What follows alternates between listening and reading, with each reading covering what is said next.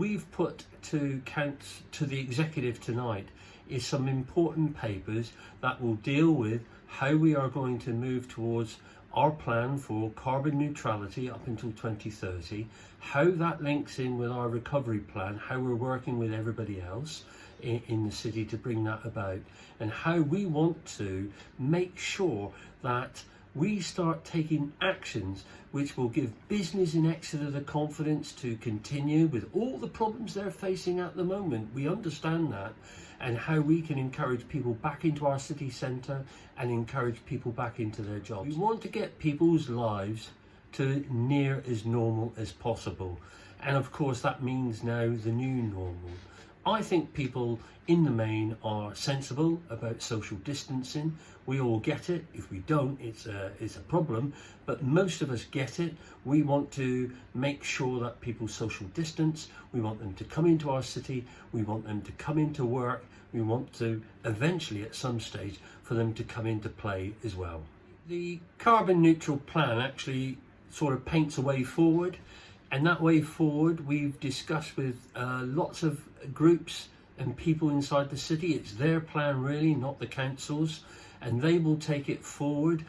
One of the major things I was asked tonight is, what is a priority of mine personally in my groups? Well, I'm convinced that the outside of transport, of which we want to do stuff about, the biggest carbon emitter is our own homes. And we want to get retrofitting underway. Our housing revenue stock, our own council houses, we've already had a trial of 6 houses being done in Chestnut Avenue. We want to do more. This will bring people's fuel bills down by something like 90%. Whilst that's good for them, it's also good for us because our environment, our carbon emissions will be reduced. So all these things are now important, and we've got a fantastic opportunity that we are going to be working with the County Council, in which we want to bring forward with the County Council plans for better cycling, better road users, and of course not forgetting minority groups, disabled people, all those people who need to use our city centre. We want access for all. Some people are going to be saying to me, why are you spending this money at this time? Well, I'll tell you why we're spending. We're spending it because we're investing for the future. We want to invest in green jobs. I would like to see retrofitted. What is retrofitting that I keep going on about? This is about improving your home to make sure that it's carbon neutral by 2030, or as near as we can get.